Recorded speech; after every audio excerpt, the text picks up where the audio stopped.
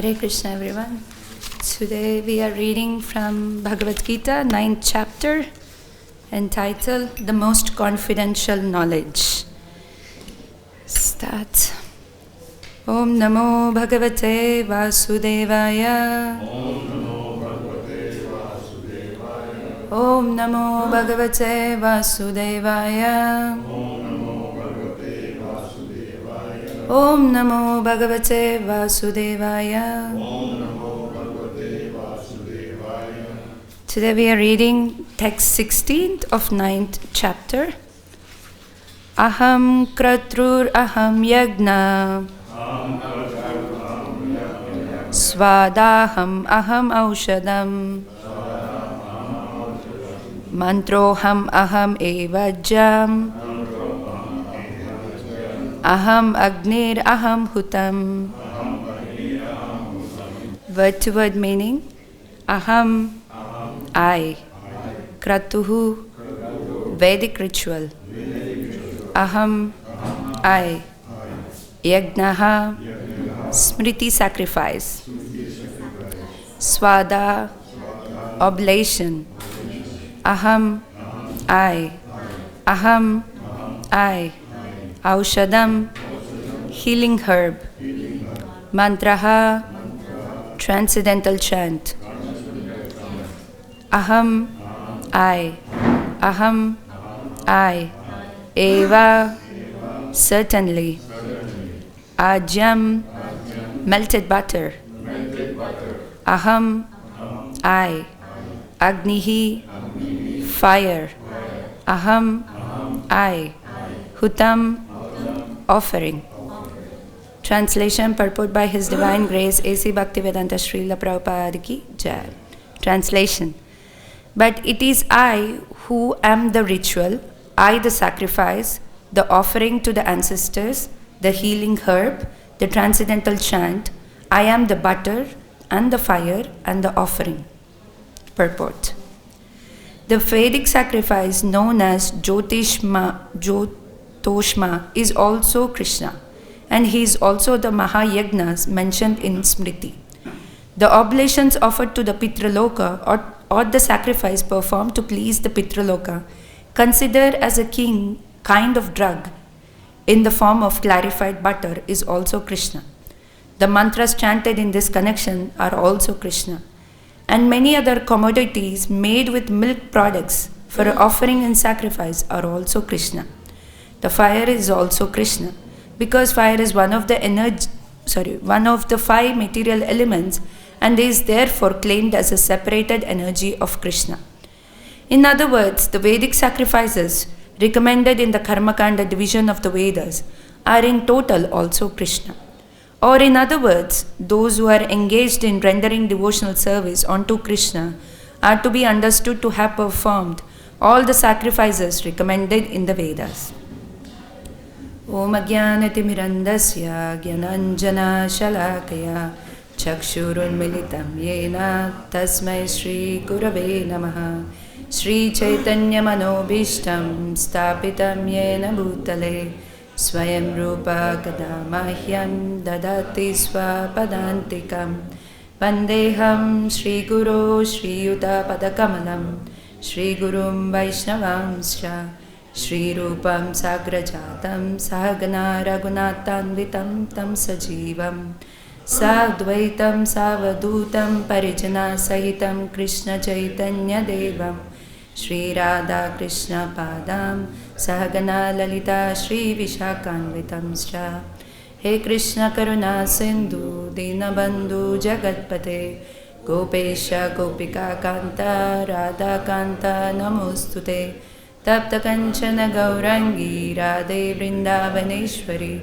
Rishabhanustute Devi Pranamami Haripriye Vanchakalpatarubhyasya Kripa Sindhubhya Evacha Patitanam Pavanebhyo Vaishnavebhyo Namo Namaha Jai Shri Krishna Chaitanya Prabhu Nityananda Shri Advaita Gadadhara Shri Vasadi Gaura Bhakta Vrinda Hare Krishna Krishna Krishna Hare Hare Hare Rama Rama Rama Hare Hare.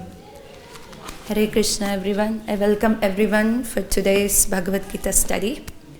I first offer my respectable obeisances to all of you and asking for blessings so that I can share whatever little understanding I have. And I do this as a service for the pleasure of Srila Prabhupada and all the Vaishnavas, and at the same time for my own purification. And I also express my gratitude, although I'm most unqualified, still I've been given a chance to improve myself. So I wanted to give a prelude before we go into the actual verse of today's. So this 9th chapter is entitled as the most confidential knowledge. And we see in the Bhagavad Gita, this is placed in the middle of the Bhagavad Gita, exactly in the middle of the 18 chapters. So we know when something is valuable, we try to protect it. We try to protect it in very careful manner. In the same way, Krishna is also protecting this most confidential knowledge in the middle of the 18 chapters, because this is most valuable. Here he is actually expressing his heart out. You know, when do we reveal our confidential thoughts or our feelings? When someone is very personal, when someone is very close to us. And Arjuna is such a qualified person here who is receiving that knowledge. And Krishna says that because you are never envious, because of your such qualification, now you're eligible to receive this most confidential knowledge. And Krishna says that I'm not just going to give you knowledge itself, but along with the knowledge, I give you the realization. So that whatever you're hearing and whatever you're understanding, it's manifesting into your realization. So he's giving the empowerment along with the knowledge.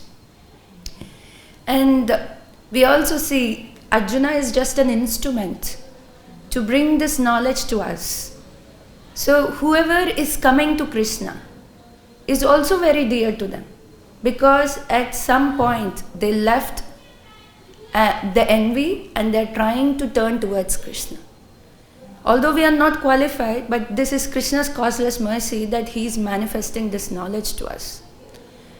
And here in this chapter we see Krishna is going to show an overview. First, he glorifies the importance of the knowledge, how this knowledge is all pure and the best of the knowledge, and this is the dharma that one has to be followed. And if someone puts this knowledge into practice, someone will get a direct perception of the result. So again, he's confirming that it's not just the knowledge, but it's also, when you put this knowledge into action, it's actually going to give you the realization. And then he also says that who doesn't listen to this knowledge? The one who are foolish and envious, who derive Krishna's existence. And from text 4 to 10, he talks about the Aishwarya Gyan. So how Krishna is related with the whole material world and how his energies are working around. And from text 11 to 25, different kinds of worshippers are mentioned. And in this particular section, there are primarily 3 different categories. The fools who deride Krishna, and the Mahatmas who glorify, and their qualities, that they are always engaged in chanting the glories, and they are engaged in kirtan always about the Lord. And then there is another category of the people who are worshipping the Lord through the universal form, worshipping the universal form, or through the worship of the demigods. Or the another one is one who concocts some form of the Lord and then they worship. So it can be impersonal. And 26 to 34, Krishna glorifies about the bhakti. How bhakti is so simple. Just you offer fruit, flower, leaf, water, but with affection you do it, he will be captured. And then Krishna says that even if someone comes to bhakti and they somehow or the other they have an accidental fall down, but they come back to bhakti again, they are glorious. And there is no distinction, someone has taken a lower birth or a higher birth. And finally, he's giving the verdict how to practice this bhakti is by always remembering me, always thinking about me, glorifying me, offering obeisances. This is the way you come. So he's making bhakti how simple it is. And in this particular verse, it is actually from verse 16 to 19, this particular section has got the seedling from the text 15 itself. Text 15 says that others who have engaged in sacrifice by cultivation of knowledge worship the Supreme Lord as one without a second, as a diverse in many or in the universal form. So we see someone can be worshipping the impersonal Brahman, or someone may be choosing many demigods, or someone may be just worshipping the universal form. In the universal form, they believe that God exists in all natural things. So this is also called as pantheism. So in the text 16, in today's verse, Krishna says he is Kratu, he is the ritual, he is the yajna, he is the sacrifice, he is the swada, oblation, aushadam, he is the healing herb, he is the mantra, the transcendental chant, ajam, melted butter, agnihi, fire, hutam, offering. So Srila Prabhupada explains Jyotishma, this is a Vedic sacrifice, and it's especially recommended in the Vedas. So what happens if someone performs these kind of sacrifices? The ultimate goal of this sacrifice is to reach to the heavenly planets and enjoy the heavenly planets. But Krishna is already warning Arjuna in the Bhagavad Gita 2.42 and 43. Men of only small knowledge will fall for the flowery words of the Vedas. And because these Vedas are recommending various fruitive activities, and that is going to lead them to the heavenly planets. And then he advises, you raise above yourself and establish yourself in the self. You don't be situated. But here, Krishna is again directing that someone might be engaged in all these Vedic rituals. And then Krishna is saying that although they might be engaged in these various rituals, I am still those ones. So he is facilitating for different kinds of audience. Because Arjuna is in a state where he knows that Arjuna has the capability to rise above these Vedas, the flowery words of the Vedas. So he is asking Arjuna, you rise above this. But for someone who is not at that level, their understanding is meager, but still they are not atheistic. They somehow or the other they turn towards Krishna.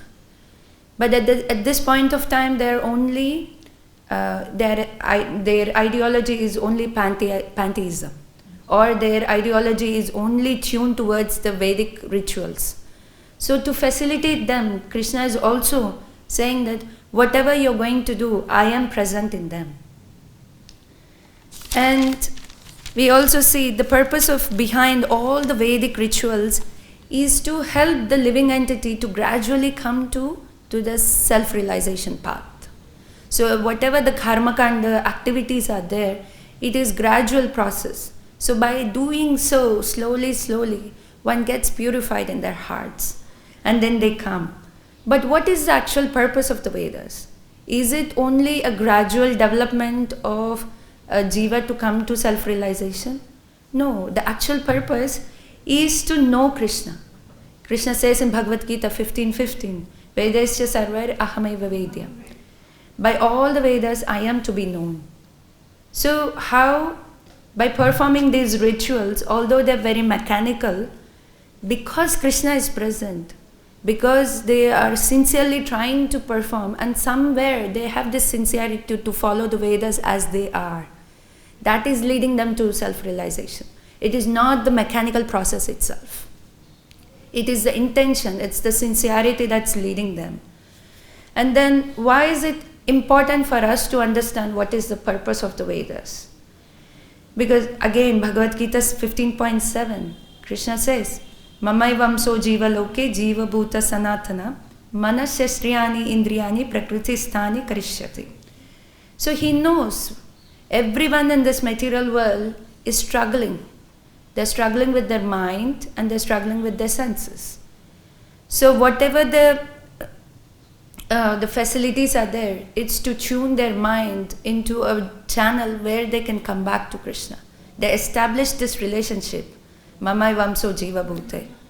So it is arranging in such a way that they leave their conditioned life and turn back to their eternal life.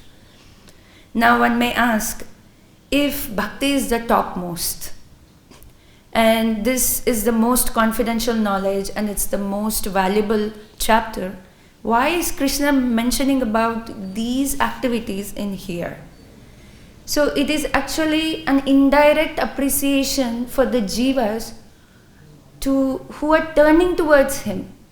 But because their knowledge is not so well matured, so still Krishna is not denying them, but still he's adding them part of this most confidential knowledge. It's not, yes, ultimately it's the bhaktis that someone has to reach to. But even before someone is not there yet, he is expressing his indirect appreciation. And here also the Mahayagna, it is mentioned in the Smriti Shastras. And also the kind of drugs is the clarified butter. This is also Krishna. The mantras which are chanted, this is also Krishna. Any ritualistic activity, any ritualistic sacrifice one perform, they start with saying Harihi Om, and then they offer oblations to that particular demigod. It can be Brahma, Indra, or many others. So Harihi Om, again Krishna is present there. So, but indirectly he is giving the credit. Okay, you are doing according to the Vedas. You are following the Smritis and Shrutis. So, okay, let me give you the credit.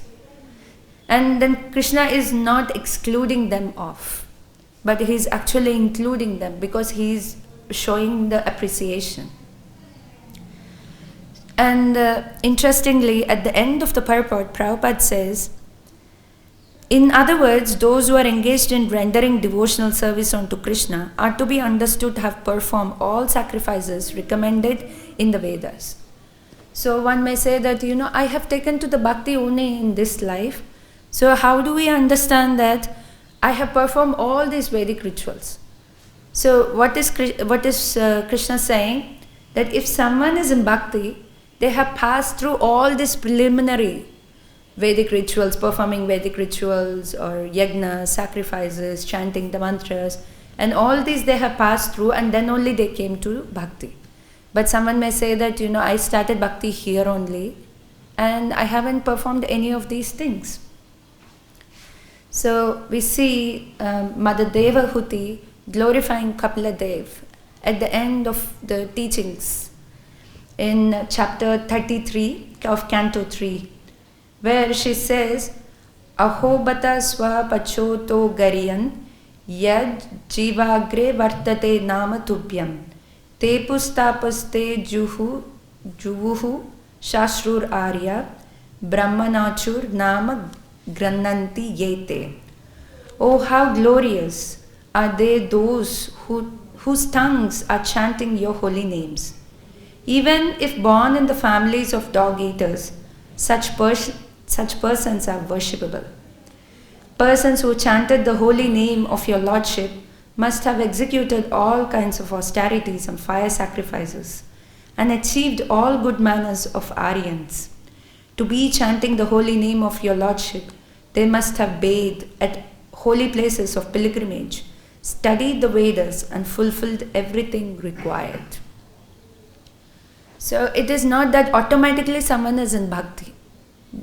It is very much understood that the living entity has passed through all these preliminary things, and then here they're coming to the final epitome of the most glorious activity is the chanting of the holy name. And then Prabhupada gives an example for us to understand much better, much easily. He says, if someone has become a law student, which is naturally understood that he passed his general education. Unless and until he passed his general education, he cannot complete his law and he cannot be claimed as law student. So whoever is coming to Bhakti is not ordinary. They're very special. I have a personal experience yesterday morning. I was trying to distribute books at the stall, and it was quiet and my mind was reeling. You know how when you have nothing, the mind is like a devil's workshop. So there was one young lady, she was walking. She was dressed in the sari, but she was little inappropriately dressed. And immediately my mind caught to it, and I was thinking that, why do these people come here and they don't dress nicely? And in a minute, she actually went to my friend who was sitting at the stall, and she gave this tilak, and she asked her to put the tilak. And I was thinking how quickly I make this judgment. That, I am just seeing their externals. But what's happening internally, we don't know. Isn't it? I have one question. Putting tilak, it is also external, isn't it? Yeah, putting tilak is external, but she's somehow inclined towards it. The desire itself is so sincere. Yeah, why? There's so many people who don't put tilak in the temple, but the very fact that she wanted to do that, it's something to be appreciated. Isn't it mechanical? Although it is knowing the thing, you are jumped into something. It's okay. Okay. It is okay. I mean, I walked into temple so many times before practicing devotee. I never asked anyone, so she's much better than me, right? And then we see a similar, and then this made me understand that, how Krishna is indirectly appreciating everyone's turn towards them. He is not just seeing their externals. If he would have just seen externals, we wouldn't be here. At least I wouldn't be here, for sure. And we see this is an example from Srimad Bhagavatam when we discuss the glorious pastimes of Vritrasura. Vritrasura was Chitraketu Maharaj, and then he was blessed by Sankarshan, and then he became, what did he become? Gandharva? No. King of, I forgot, sorry. Chitraketu was king. Yeah, Chitraketu was king, and then he was elevated to the heavenly planets. I forgot. Yeah, so, and then he was looking at Lord Shiva and Parvati, and then he made a comment, and Parvati got upset, and she cursed. Chitraketu came down off his plane, and he actually bowed down, and he accepted the curse, and he left. And what was the curse given by Parvati? That you become a demon. And then it is so for his his further continuation as a demonic birth, there need to be more pastime, right? So on the other side, Indra committed an offense to his spiritual master Brihaspati. And because Brihaspati was offended, he left the assembly. And then he took shelter of Vishwarup, who is a spiritual master of the demons. But Vishwarup was more affectionate towards demons. So whenever he was offering oblations, he was also giving a share to the demons. Then Indra got so upset. Then he killed Vishwarup. He was a Brahman. So he got cursed. So, and that is not it. And then to protect himself, he got Narayan shield. And then after that, he was cursed again. By Twashta, Twashta performed, who is Vishwarup's father, I think, that I will produce a son who will become the enemy, who will kill Indra. So anyways, he offered oblations, and then the demon came. Who came? Vritrasura. It is a Chitraketu, but it was actually the Vritrasura who came out. And by looking at Vritrasura, no one would think that he is a devotee by heart. He has this gold molten eyes, red fury eyes and copper hair and very grossly, body, you would never think that he is a devotee by heart. But to kill Vritrasura, Indra needed to go to Dadichi Muni and ask for his bones so that he can produce the Vajra weapon, the thunderbolt. But Vritrasura was saying that, okay, I am not interested, in winning the battle or, gaining any opulence in this material world. My only desire is I want to chant the glories of the holy name of the Lord. By looking at him, no one could judge, no one can estimate saying that he is a devotee by heart. But then what happened? Okay, then Indra used the Vajrashram and then he killed Vritrasura. So externally it looked that Indra won the battle. But who actually won the battle? Vritrasura. Why? Because he went back home, back to Godhead. But Indra, although he got the kingdom, he's still in the material world. Right? So when we see externally, we judge very quickly. And we see ISKCON is such a platform where people come from all walks of life. And sometimes we are, at least I have this experience, sometimes we become very harsh, thinking that they are ritualistic. But maybe they have turned just now towards Krishna. We need to appreciate this. Maybe they don't have knowledge, but what are we here for? We are here to facilitate that knowledge. We are here to give them that knowledge that, okay, whatever knowledge you have, that is limited. Let me take you to higher. And then, what does Bhagavatam say about it? Vasudeva para Veda, Vasudeva para Makha, Vasudeva para Yoga, Vasudeva para Kriya, Vasudeva param Jnanam, Vasudeva para Tapa, Vasudeva paro Dharma, Vasudeva paro Gati. So what are we educating people about? That the ultimate goal and object of the Vedas is Vasudev. And who is the purpose of performing any sacrifices is also Vasudev. And the means of realizing of the yoga is also Vasudev. And understanding that who actually bestows the results of the fruitive activities, Kriya, any kind of fruitive activities, is Vasudev. And any kind of knowledge you have that should lead you towards Vasudev. And the best austerity is to know Vasudev. And the highest religion to perform bhakti is towards whom? Is towards Vasudev. And the ultimate goal and the shelter of our lives should be Vasudev. So everyone should be engaged in devotional service. So what are we doing here? We are creating an understanding that everything is ultimately under the shelter of the Lord. And we should not make so much emphasis on what they are not, but what they can become. I don't know about you all. When I was becoming a devotee, at least I'm trying still, but in my beginning days of my trying to come and understand ISKCON, I was a little bit fanatical at home because I cannot accept what they're doing.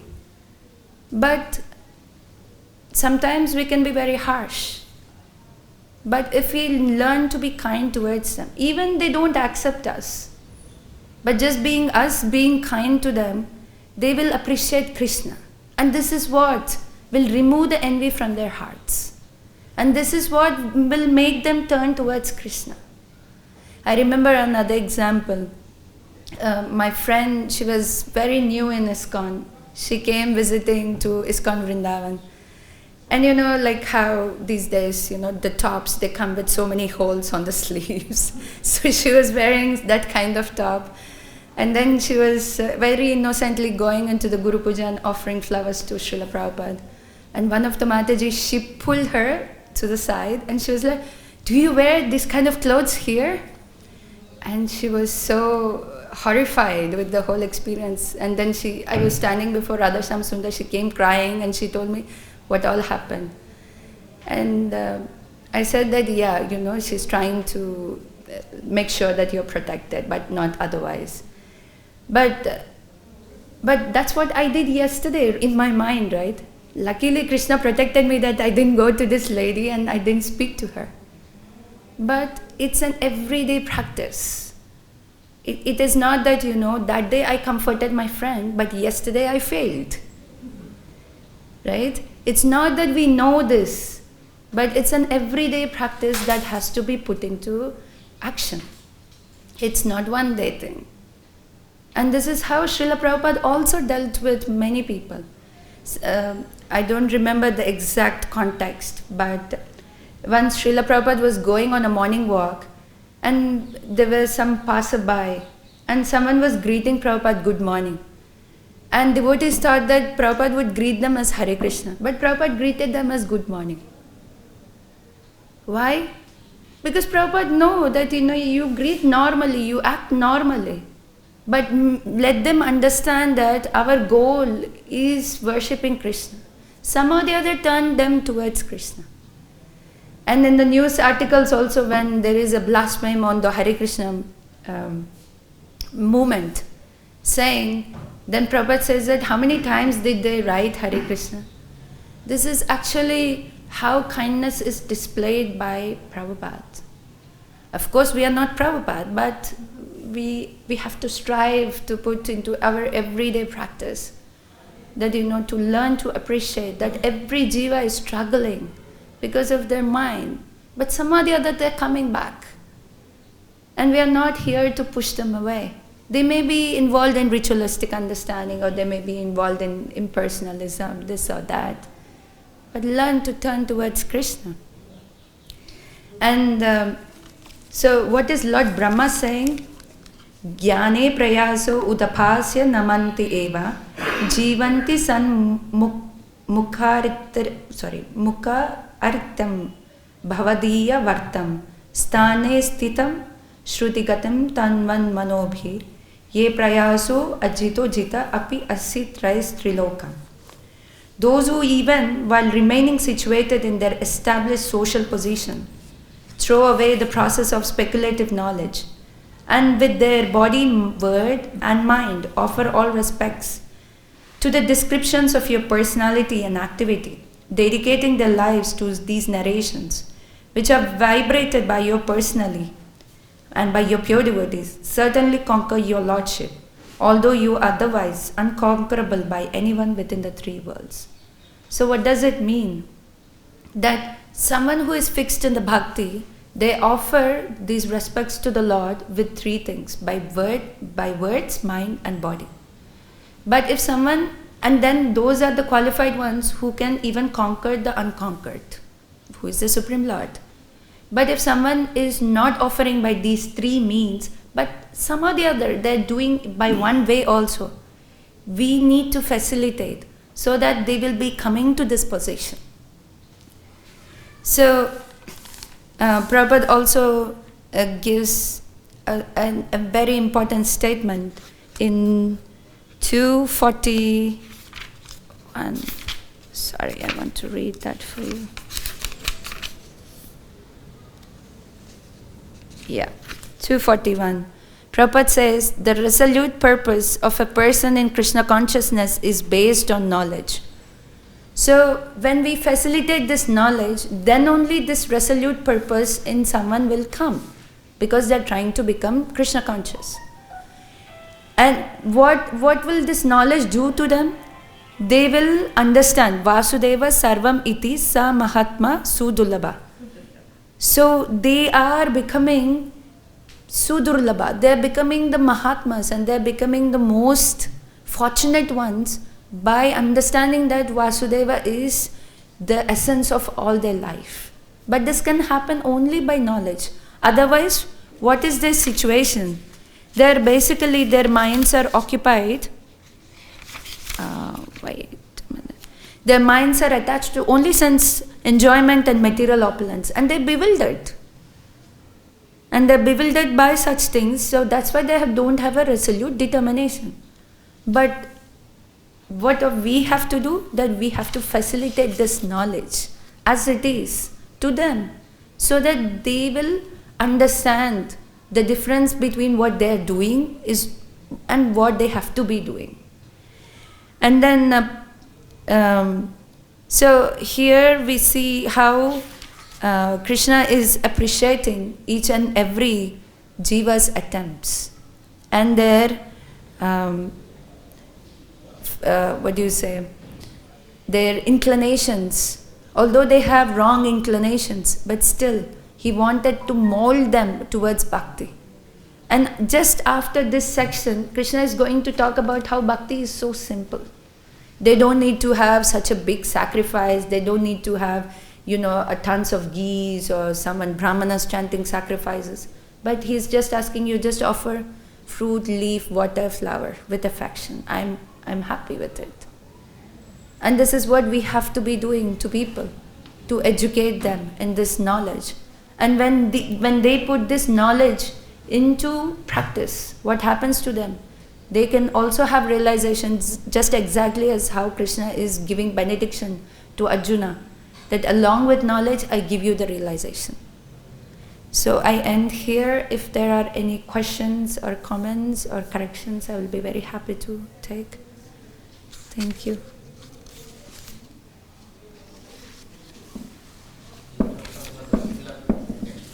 Yes. That we decorate the body as a temple of Lord. Yes. And facilitate him to reside in our heart. Yes. So that's why Vaishnava attire as well as the decoration of tilak is done for that purpose. Yeah. And also that somebody sees that it reminds him Vaishnava. Yes. Yes. So See. Yeah. this is like giving facilitating person. Yeah. Yeah, and also this is Krishna's lotus feet and this is Tulsi. So it's no more material, it's a spiritual marking. And someone is inclined to have that spiritual marking is not a small thing. But my mind is demonic, so I couldn't appreciate in the beginning anyways. Anyone else has any comments or questions? Otherwise, we close the session. Thank you so much. Please do forgive me for my shortcomings. Hare Krishna.